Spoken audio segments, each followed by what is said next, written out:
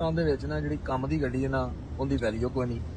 ਇੱਥੇ ਵੈਲਿਊ ਸਿਰਫ ਸੁਜ਼ੂਕੀ ਮਹਿਰਾਨ ਦੀ ਤੇ ਕਲਟਸ ਦੀ, ਵੈਗਨਰ ਦੀ ਤੇ ਕਰੋਲਾ ਦੀ।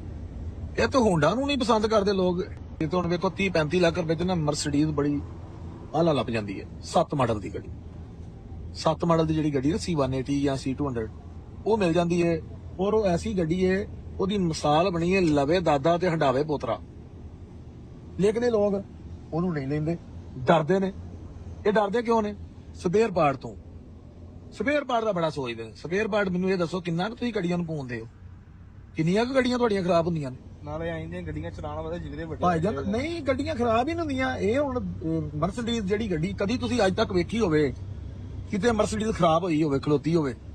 ਜਦੋਂ ਵੀ ਵੇਖੀ ਲਿਆਣਾ ਹੀ ਖਲੋਤੀ ਵੇਖੀ ਜੇ। ਜਦੋਂ ਵੀ ਵੇਖੀ ਜੇ ਮਹਿਰਾਨ ਦਾ ਹੀ ਬੇੜਾ ਕਰਕੇ ਆ ਕਿਤੇ ਨਾ ਕਿਤੇ ਖਲੋਤੀ ਹੈ।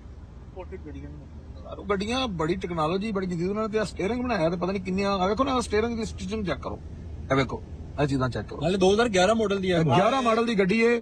ਔਰ ਅੱਜ ਵੀ ਵੇਖੋ ਨਾਲੇ ਚਾਹ ਸਾਰੀ ਜਾ ਕੇ ਚਾਹ ਪੀਣ ਦੀ ਨਹੀਂ। ਮੈਂ ਕਹਿੰਦਾ ਪੂਰੀ ਚੱਸ ਆ ਰਹੀ ਹੈ।